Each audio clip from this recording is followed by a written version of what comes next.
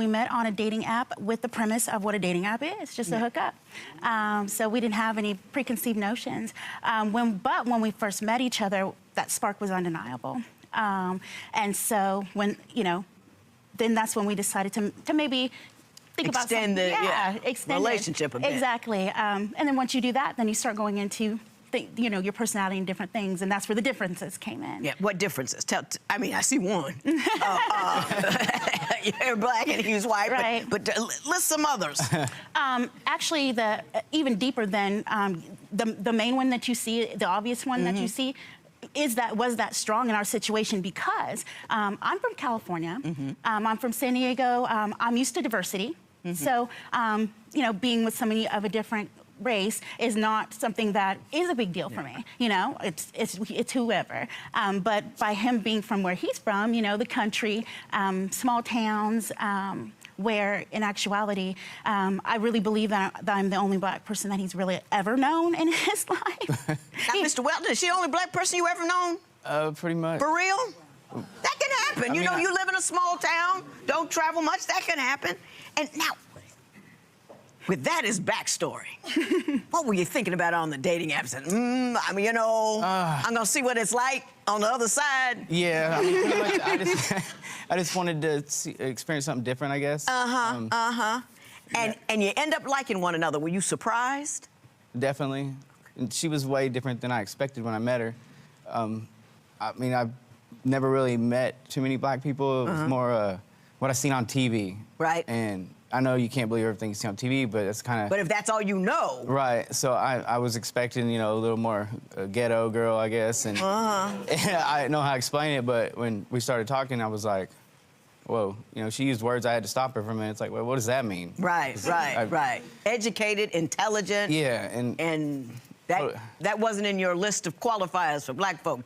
Well, I mean... And I ain't mad, I'm not mad, I'm just saying, that's not how we are typically portrayed in the media. That's what I'll put it. Right. Yeah. And so it caught me off guard. Ms. Hugel, you say after a while, though, when he got comfortable with you, some things started to pop up in this conversation. Can you tell me about those things? In actuality, surprisingly enough, when we got together in 2012, the N-word, which I didn't know was still used in regular conversation, is.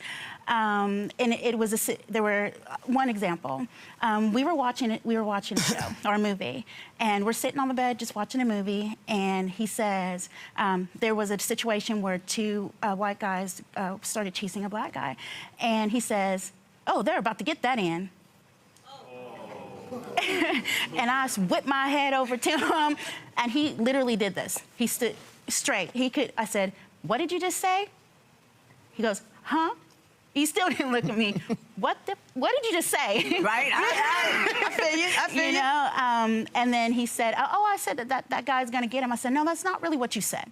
And Did you know after you said it that you shouldn't have? Yeah, as soon as it came out of my mouth, I went, "Oh, what did I just say?" What have I just done? And I was trying to I could feel the heat. From her staring at me, I'm like, I don't know what to do now. Honestly, though, Mr. Weldon, where you come from, do you use that term freely? I mean, it was used pretty often because most of my family, they're kind of not really racist, but they're prejudiced of some sort. And growing up like that, it wasn't any big thing using the N-word, but I've learned over the years it's pretty hurtful and degrading, and I didn't realize at the time. What did you expect when you were gonna hook up with a black woman?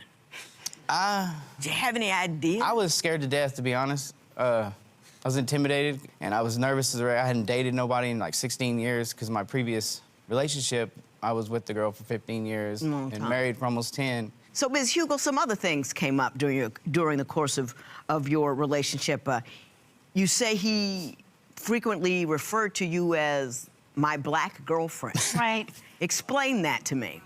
I would tell my friend, "Oh, I met this guy," or I'd tell my mom, "Oh, I met this guy." He would say, he would tell his friend, "Oh, I met this black girl," or "I met this girl, she's black." You never stood alone. You were always designated as the black girl. Right, which made me feel different. Right. It was always a distinction. That's what I'm saying. It was always a distinction. He always had to justify that I was black. Mr. Weldon, what do you have to say about that? Was that true? Yes, Your Honor, but a lot of my friends are growing up in school and stuff were prejudiced. I mean, I hung out with skinheads for my junior year, and then after I got away from that, because I realized it was stupid, that I shouldn't hate somebody just because of the color of their skin, because I don't know anything about them. Right. Why should I hate, Right. you know? And then I introduced her like that because I didn't want my friends to just be shocked all of a sudden. I mean, I took her to meet one of my friends in Gorman. We came into the house, and I kind of warned him that she was black, and we came in the house, and he got Confederate flags all over the walls. Right. Some stuff that was kind of, you know. Yeah.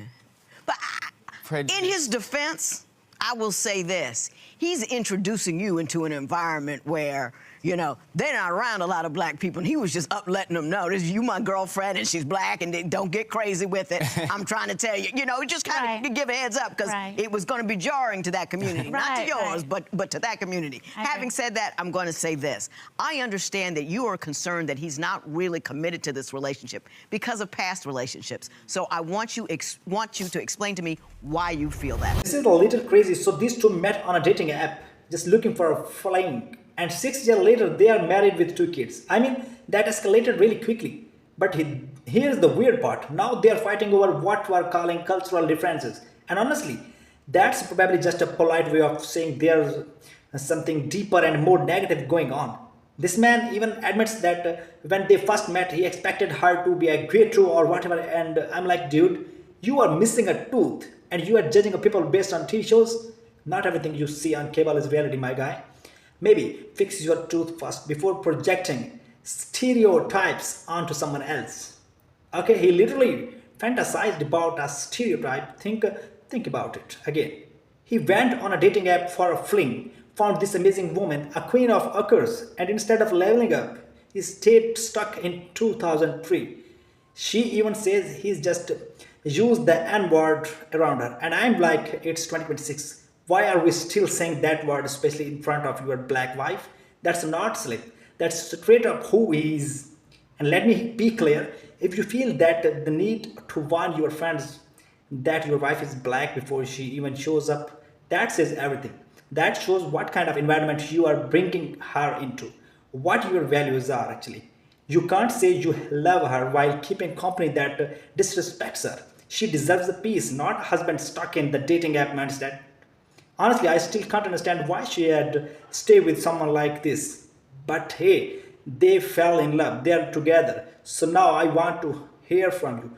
Do you think there is a hope for these two? Do you think he can change, or he is just suppressing how he really feels? Drop your thoughts below this once more. Hugo, what gives you concerns with respect to his commitment to this relationship?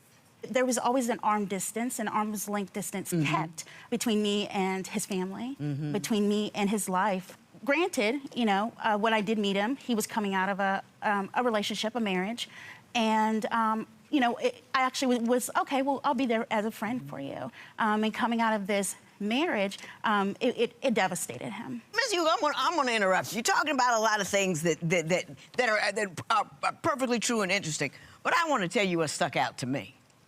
He's just kind of a jerk to you. Yes, ma'am. White, black, or otherwise, just unkind. Absolutely. And I want you to tell me some of the things that he's done, because the back of my hair is already up. Right. Back of my head. The hair on the back of my head is already up. When I was pregnant, I needed a lot of help. I was at a risk pregnancy. I'm an older. You know, in the terms of being pregnant, I'm an older pregnant woman. Yeah, okay. What didn't he do? He wouldn't come home sometimes. I spent the first 3 months of my pregnancy in bed because I literally couldn't get up. And didn't you text him one day and say, look, I'm hungry, I can't get up, I can't get any food, I'm bedridden, and he just didn't do it? One day, that happened very often. Anytime I was hungry, he was the only person that could help me. And in many cases, it was me texting him saying, please come home, you know, or can you bring something to eat? And, you know, maybe 2 days later, you know, that to me, 2 days is a long time. And wouldn't he leave you alone with a sick baby while go out drinking with his friends? Yep.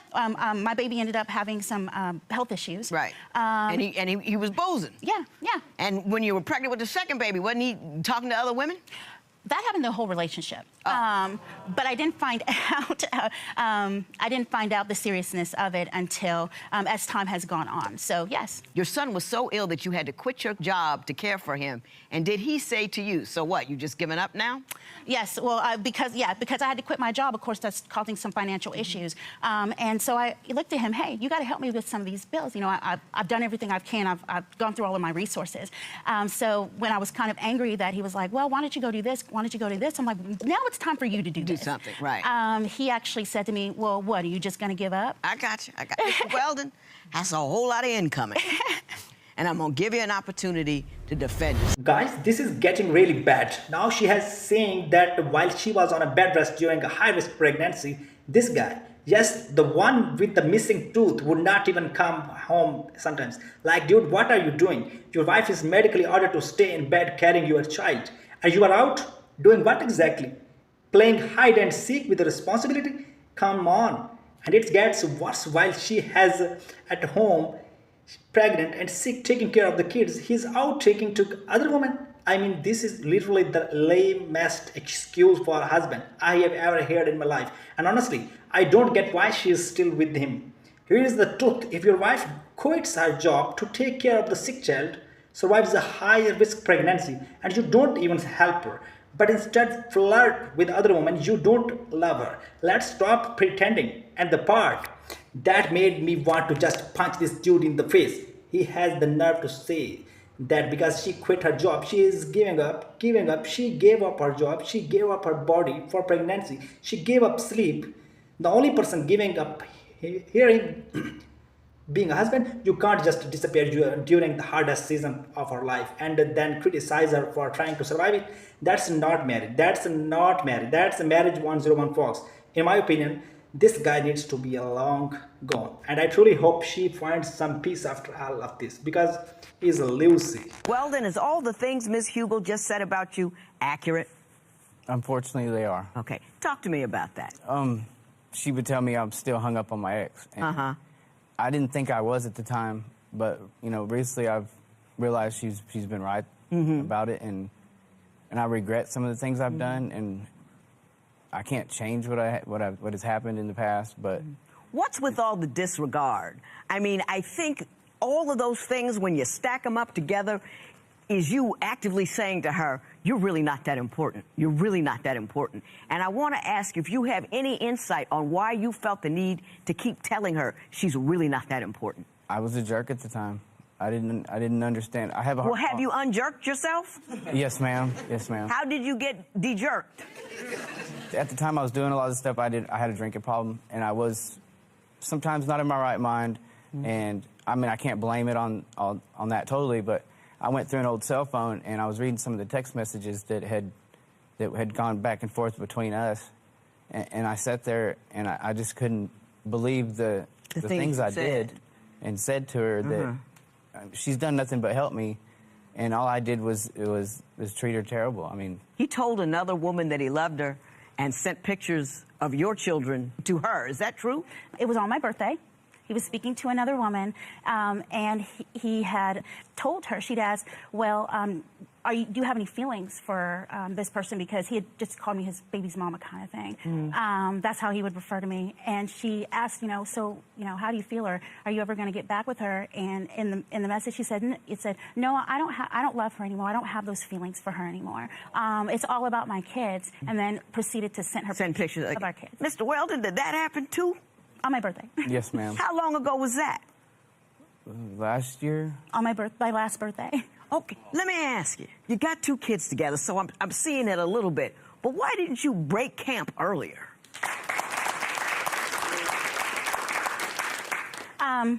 I was in denial that somebody could actually be treating me this way. I wanted to believe every time he told me. So it wasn't that he consistently treated me that way. Oh, he said he was sorry, and he was nice. He's nice on Tuesday, Wednesday, Thursday, and Friday he'd pop out with another one. I've been here a long time. I know that story. And parts of him, like I said, there were situations where we were in a bind, and he did get us out of a bind, and blah blah blah. But mainly, it's because I was in denial. I didn't want to believe that somebody was treating me that way. Did it change how you felt about yourself? Absolutely. And once you get used to being treated that way, that's what you expect. That's what you expect. And then now with our children, it became that type of situation because. What do you want from me? What I want is for you to give him a perspective on what really has been going on in the situation. Listening to her honestly just break my heart. You can tell she is a genuinely beautiful person inside and out. She comes across as a warm, kind, welcoming, the type of person who gives chance after chance because she believes in loyalty. She has stood by her husband through everything, and now they share children together, and those kids are absolutely precious. What makes this situation even more heartbreaking is the impact on those children. These two little ones carry both of their parents' identities. Those identities are intertwined in them, and yet they're watching those same identities clash simply because of appearance. I can't even fully imagine what that must feel like as a child. To see the parts of who you are being rejected or criticized, that has to be incredibly confusing and painful. At the end of the day, I truly hope she finds clarity and strength in all of this. Because from the outside looking in, it's easy to ask, how could you stay? How could you continue building a family in this situation? But the reality is that when someone has been treated a certain way for a long time, it can rash up how they see themselves. Over time, you might start believing that this is the best you'll get ever, that this is what love looks like, that this is what you deserve, and that's simply not true. She represents what so many people would describe as an ideal partner, loyal, gentle, kind, and peaceful, sporty, beautiful in every scene of the world. And yet she has been overlooked and dismissed. For what? An old relationship from the past that did not even work out for a reason. It's just a painful situation all around. But I want to know what you think based on what we have seen so far. What's your take on this? I want to be able to communicate better with him. What do you want from me? Why did you agree to come here? Because you knew I was going to fuss at you, right? Yes, ma'am. I want another chance. I know I've had to. Actually, I probably don't deserve another chance to try to make this relationship work, but I do love Monica, and I've come to realize that I have made a lot of mistakes, and some of them I probably can't make up for, and I know that she can't trust me because of them, but I love my kids, and I love her, and I want to take care of them, and I just want to do what's right. All right, I'm going to give you my best last lessons. See what happens. Let me tell you what happens to a woman when you treat her like she's nothing every other Tuesday. She starts to believe that she's nothing. On Wednesday, Thursday, Friday, Saturday, Sunday, and Monday, knowing full well that next Tuesday's gonna come. You destabilize her, you will her away, you make her a less powerful person. You make her less the person you fell in love with every time you do things like that to her. And I hope and pray that you understand that, because you don't have the right to take somebody's esteem from them. You don't have the right to torture somebody with I love you, I love you, I love you. Yeah. We have a baby. When she's vulnerable, when she's feeling safe, you just knock her legs out of her. You can't go any lower than that, especially when you knock her legs out of her, she falls on top of those kids that you gave her. Let me say this, Ms. Hugum. You love him and you're going to stay with him. What I would recommend is you a little bit and make him prove it. Always let him see his kids. If you want to date him, that's fine. But before you open your heart to him again, he's got to prove over the long term he knows how to speak to you. He knows how to love you. He knows how to be frustrated around you. He knows how to put down the bottle when he's with you. He knows how to act if he picks up the bottle and still doesn't call you out your name. Do you understand what I'm saying Absolutely. to you? He has to prove it to you. He has to be uncertain of you so that he knows he has to fight to keep you. You with me on that one? Absolutely. Never another Tuesday, Mr. Weldon. Never. You with me? Because every Tuesday, when you whittle away the mother, the kiddies go too. Yes, ma'am. You gonna be strong? Absolutely. Gonna be a strong black woman? You know what I mean? Know how to stand the ground? Absolutely. All of that? Absolutely. This matter is adjourned.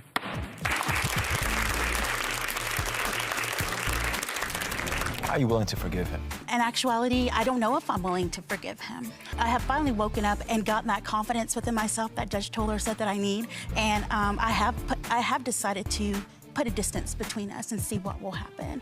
Judgment got through to you today, yes? Yes. Okay. If I could go back and change a lot of things I've done, I would. Tell me why you deserve another chance. Things have changed, I guess, for me. I've realized the bad guy that I've been and the stuff that I've done and how I've hurt her. I just want to do what's right, make her, give her the confidence and security that she deserves.